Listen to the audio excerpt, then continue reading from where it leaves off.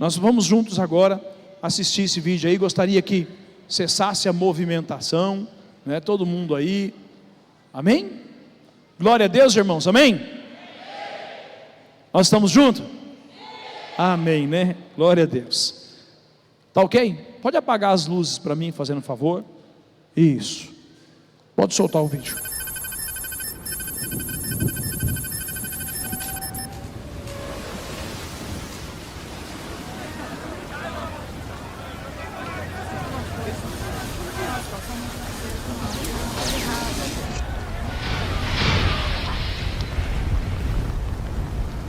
Eu vou entrar!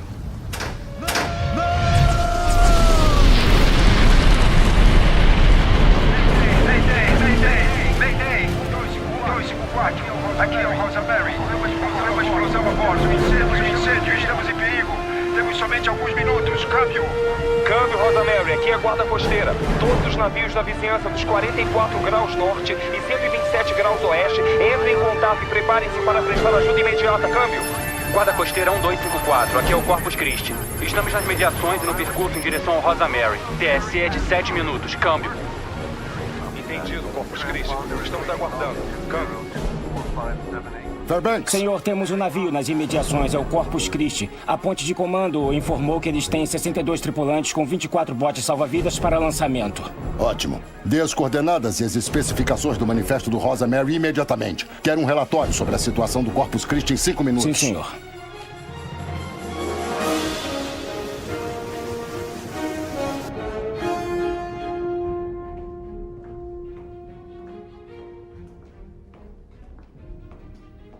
Marinheiro Macmillan? Que noite para o seu primeiro dia de serviço? Quem é você?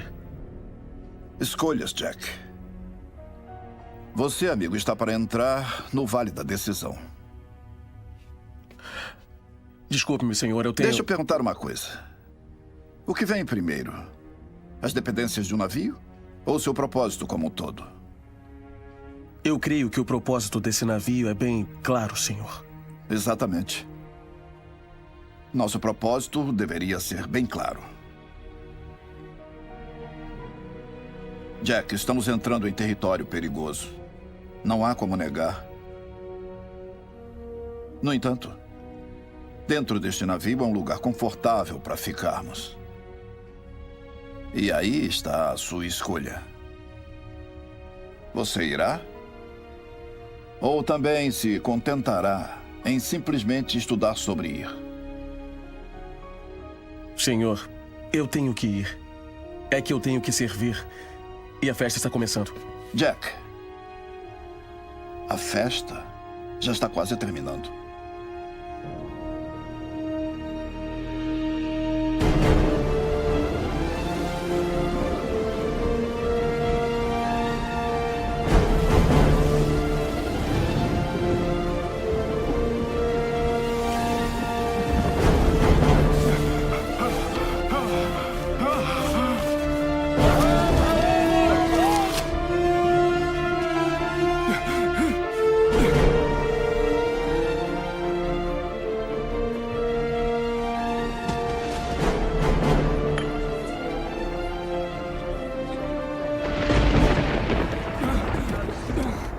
Atenção, todo mundo!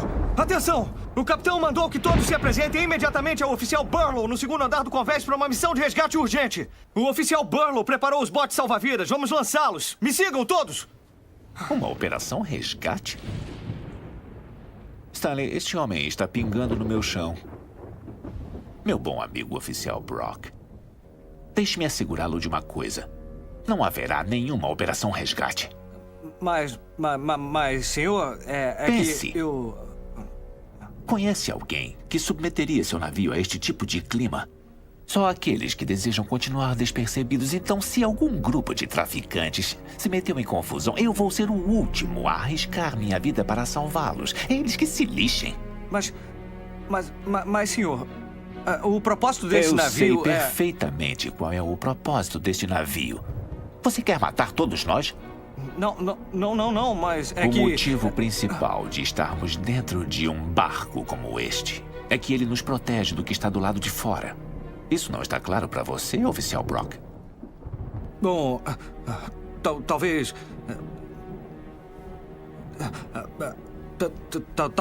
Talvez não esteja, senhor. Desculpe, senhor.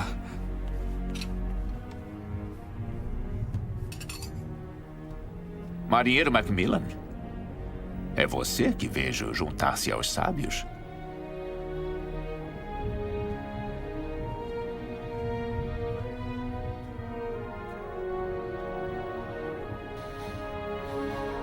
Aí vai alguém corajoso de verdade.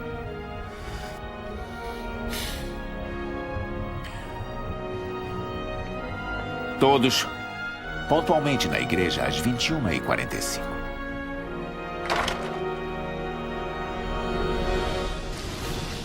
Ainda não estão aqui! Simplesmente deixa o cabo balançando! Ele tem que chegar até embaixo! Assim? Não, eles têm que soltá-lo do barco assim que encostar na água! Tá legal, mas cadê todo mundo? Eu não sei onde estão! Oficial Barlow! Isso, já não era sem tempo, né? Não, o que é isso? São os gatos pingados. Não, pelo amor de Deus, você não entende? Eu acabei de preparar os 24 botes salva-vidas, tudo que tínhamos. E você me traz 6 pessoas? Sim, senhor. Está ciente de que é preciso pelo menos 2 pessoas para lançar um bote? Sim, Você sim, quer senhor, dizer que estamos prestes a lançar 3 botes salva-vidas de um total de 24 para resgatar 76 pessoas? Você tá ficando louco? Não, senhor. Aquelas pessoas só têm alguns minutos de vida nessa temperatura de água e você me traz meia dúzia de gente! Brock, o que tá acontecendo lá em cima? Você nunca acessa eles por este bordo. Todo o projeto para um novo bote é baseado em puxá-los pela polpa do navio. Quer estar no convés com ondas de 4 metros, tirando alguém da água pela polpa do navio? Nem pode alcançá-los. Eu revisei isso com o Barlow por 3 semanas. Acho que é melhor você fazer o seu dever de casa. Pelo menos já esteve no novo salva-vidas. Devia estar feliz por não estar lá fora nessa chuva. Acho que está na hora do culto.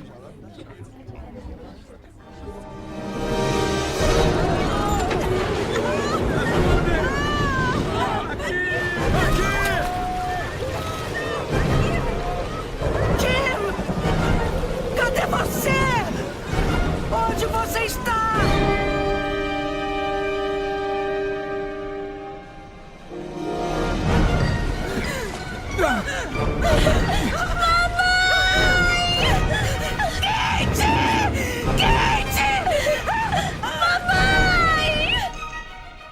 Sim, o senhor está certo. Rosa Mary estava em curso vindo de Vancouver e entregou um manifesto com uma tripulação de 12 pessoas e 64 passageiros. Pode, por favor, me informar o status da operação?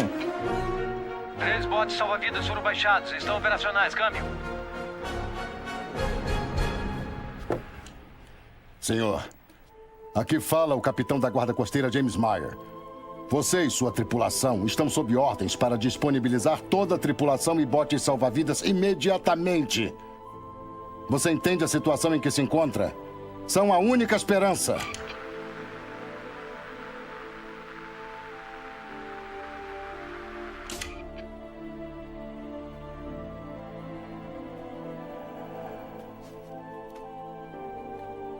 Eles têm o melhor navio que existe. 62 tripulantes, 24 salva-vidas e lançam somente 3.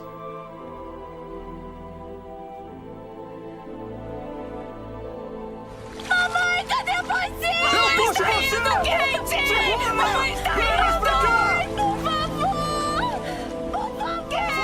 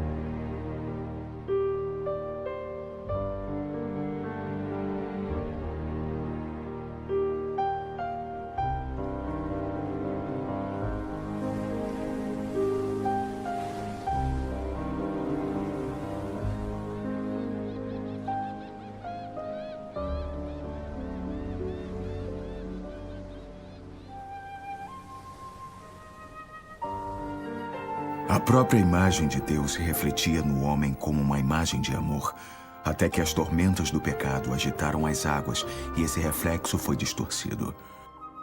Porém, Deus não foi passado para trás.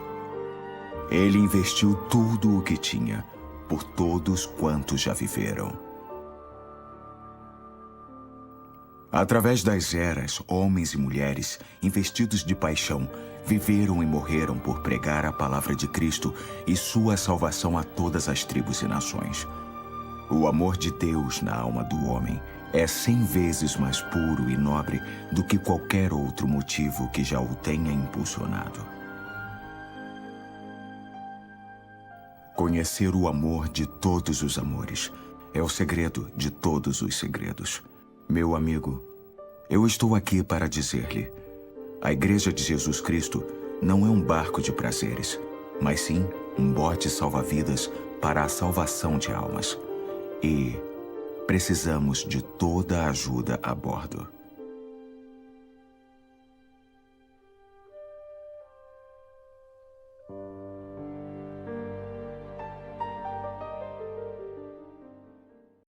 A igreja é um grande barco que está num oceano.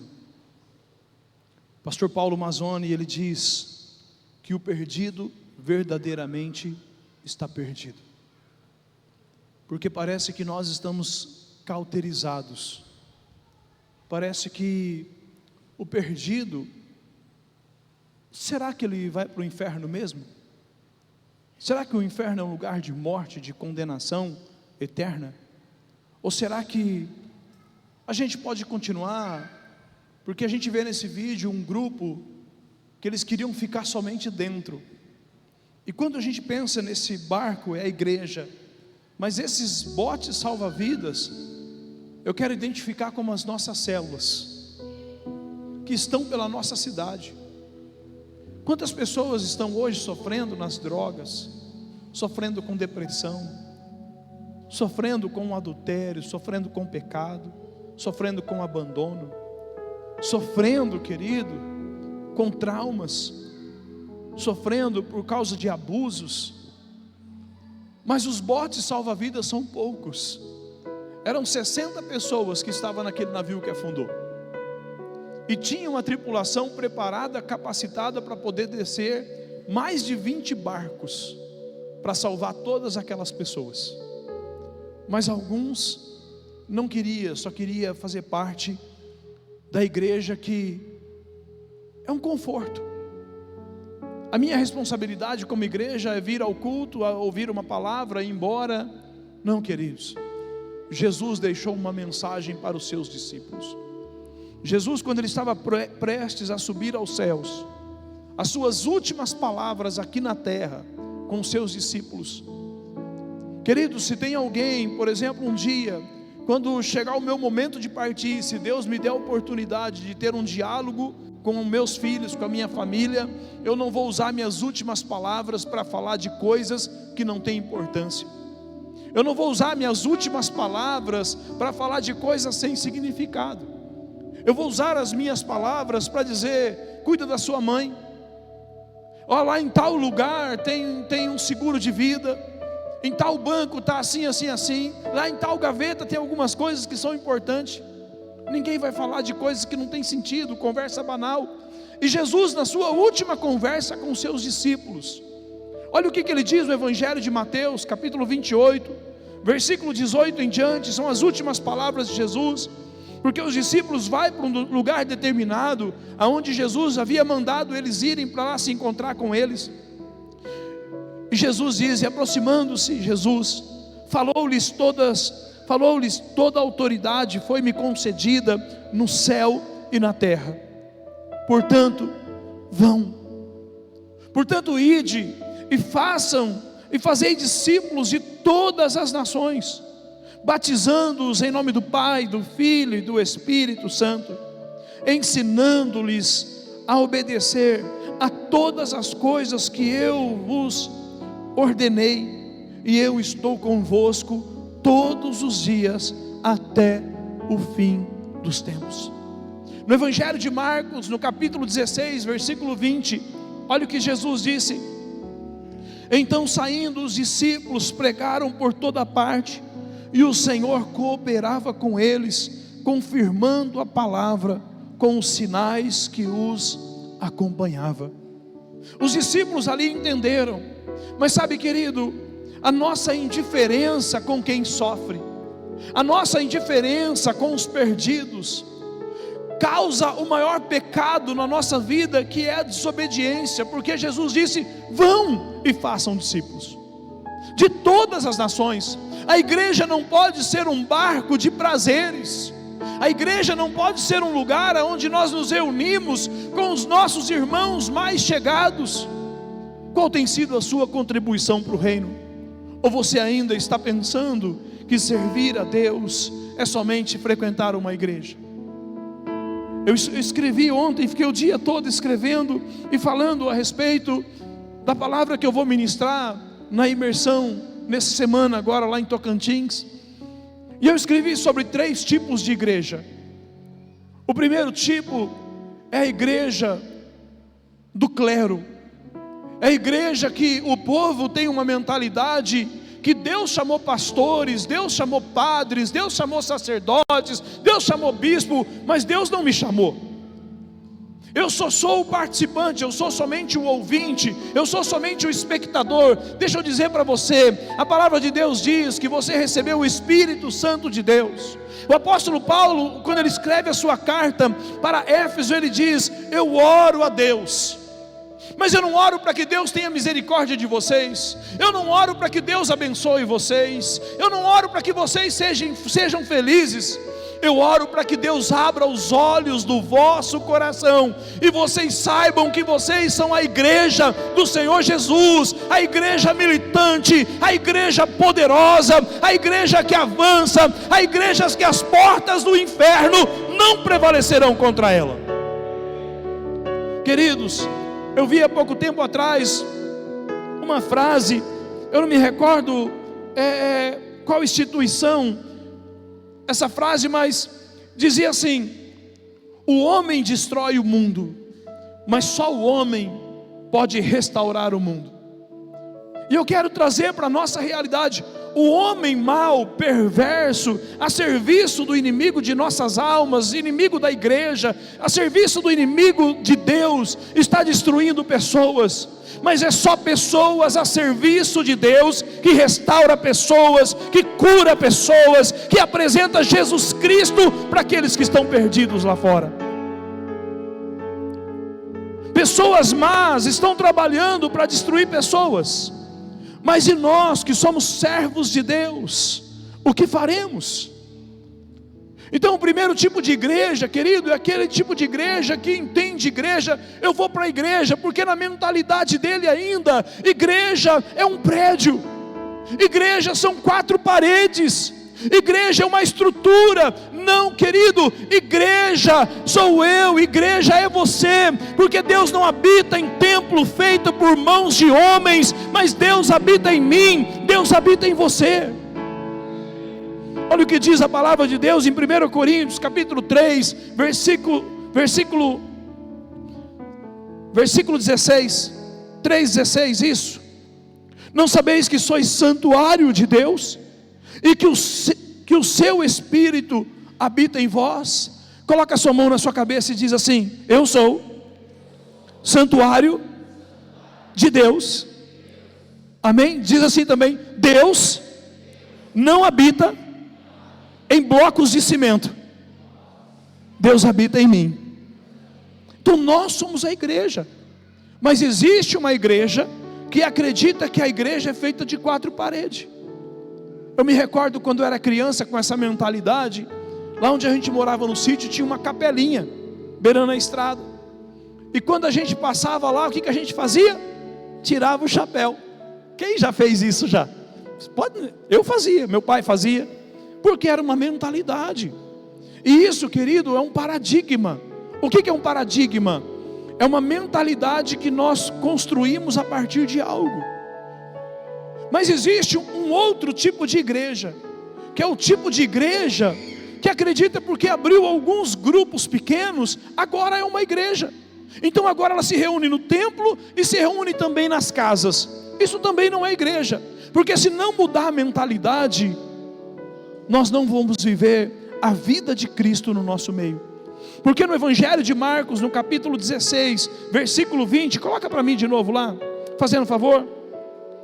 Diz assim: então saindo os discípulos, pregaram por toda parte, e o Senhor cooperava com eles. O Senhor estava no meio da igreja. Jesus diz no Evangelho de Mateus, no capítulo 18, onde houver 2 ou 3 reunidos em meu nome, ali eu estarei. O Senhor Jesus diz no Evangelho de Mateus, capítulo 28, versículo 20, que Ele estaria conosco todos os dias de nossas vidas. Deixa eu dizer, o apóstolo Paulo também diz: já não sou mais eu quem vivo, mas Cristo vive em mim.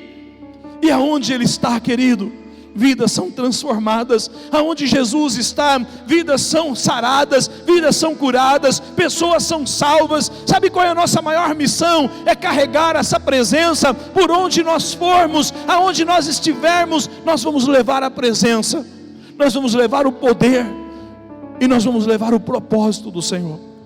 Porque sabe, o propósito do Senhor é alcançar toda a humanidade, é salvar todas as pessoas, independente de quem seja, independente da sua história, independente do que enfrentou. Mas qual é o maior problema? Como nós vemos nesse vídeo, falta trabalhadores, falta pessoas que tenham coragem de dizer: eis-me aqui, pastor, eu já entreguei minha vida para Jesus, o meu nome está escrito no livro da vida, mas eu ainda só faço a minha vontade. Porque o nosso Senhor Jesus, Ele disse: Pai, se for possível, passa de mim esse cálice, mas não seja feita a minha vontade, mas a tua. Mas tem gente que só faz a sua vontade. Você viu ali esse vídeo? Tem algumas partes bem interessantes, e uma delas tinha 2 homens sentados, discutindo a respeito das técnicas de usar o salva-vida. Como que você vai tirar esse barco da água? Como que você vai lançar esse barco da água? Esse é o problema de muitos crentes hoje. Estudam muita teoria, mas ano após ano não ganha ninguém para Jesus. Sabe tudo na teoria, conhece tudo na teoria, como descer o barco, como manusear o barco, como tirar o barco da água, mas nunca teve coragem de entrar num barco e alcançar vidas para o Senhor Jesus. Hoje de manhã eu pedi aqui, só se você quiser testemunhar para a glória do Senhor Jesus. Tem alguém aqui que está no nosso meio, que veio para a igreja, entregou a sua vida para Jesus, passou pelo um face a face, era dependente químico, mas hoje você está liberto para a glória do Senhor Jesus? Tem alguém aqui no nosso meio? Tem alguém aqui hoje que, ali, glória a Deus, ali, glória a Deus, glória a Deus. O Fabiano já ficou em pé aqui, ó. Fique em pé também, queridos, se você quer glorificar o Senhor pela obra que o Senhor pode fazer. Amém, queridos? Olha aí os homens ficando em pé aí, homens que foram libertos. Sabe por quê? Glória a Deus. Sabe por quê, queridos? Porque um dia eles encontraram um barco salva-vida. Alguém convidou eles para ir para uma célula, e eles tiveram um encontro com o Senhor Jesus, tiveram as suas vidas transformadas. Pode sentar, queridos. Agora não é só a vida deles transformada, o casamento foi transformado, a vida dos filhos estão sendo transformada pelo poder do Evangelho, pela vida de Cristo Jesus no nosso meio, pela sua presença. Mas Jesus, Ele está nos convidando, querido, no Evangelho de João. Quantos minutos eu tenho, filha? Quase 5. Então quero ler 2 textos com vocês. Evangelho de João, capítulo 4, versículo 31 em diante. Olha o que diz a palavra de Deus. Diz assim: enquanto isso seus discípulos lhe pediram: Rabi, ou mestre, come. E ele, porém, respondeu: tenho uma comida para comer que não conheceis. Então os discípulos diziam uns aos outros: acaso alguém lhe trouxe o que comer? Disse-lhe Jesus: a minha comida é fazer a vontade daquele que me enviou e completar a sua obra. Jesus está dizendo: a minha vontade, o meu desejo, não é pelas coisas deste mundo. A minha vontade, o meu desejo não é por aquilo que enche o meu estômago, mas a minha vontade e o meu desejo é fazer a vontade do meu Pai. É fazer a vontade do meu Pai. No versículo 35 diz assim: não dizei vós, faltarem ainda 4 meses para a colheita? Mas eu vos digo, levantai os olhos e vedes os campos já prontos para a colheita. Jesus, ele fala para os discípulos, volta para mim, versículo 34. Disse-lhe Jesus: a minha comida é fazer a vontade daquele que me enviou e completar a sua obra. Pode passar. Não dizei vós, falta ainda 4 meses para a colheita?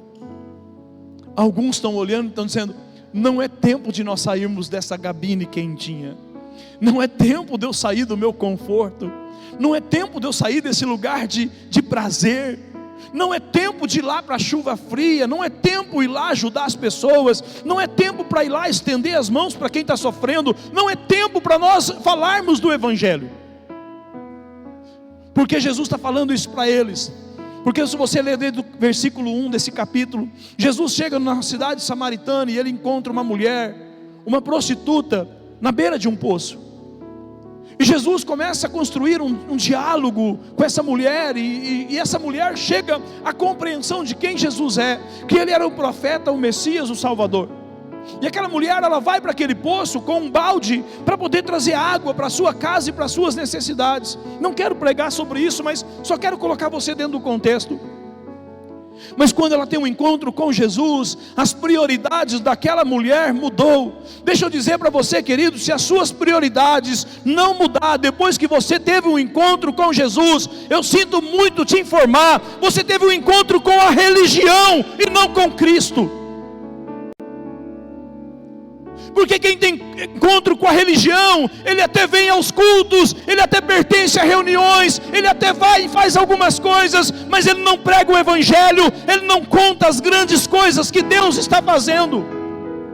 Porque essa mulher, ela chega no poço como uma prostituta, mas depois que ela tem um encontro com Jesus, e ela se rende ao Senhor Jesus, numa forma instantânea, ela deixou de ser uma prostituta e se tornou uma pregadora do Evangelho de Cristo. Porque quem tem um encontro verdadeiro com Jesus, não consegue encontrar com alguém que está sofrendo, sem dizer para ele: a solução para as drogas é Jesus Cristo de Nazaré, a solução para a enfermidade, a solução para esse trauma, a solução para essa depressão é Jesus.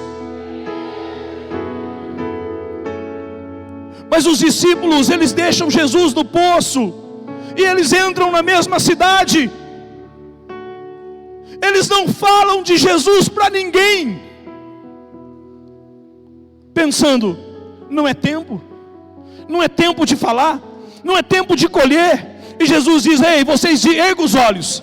Quando Jesus fala assim, erga os olhos, eles estavam na beira do poço.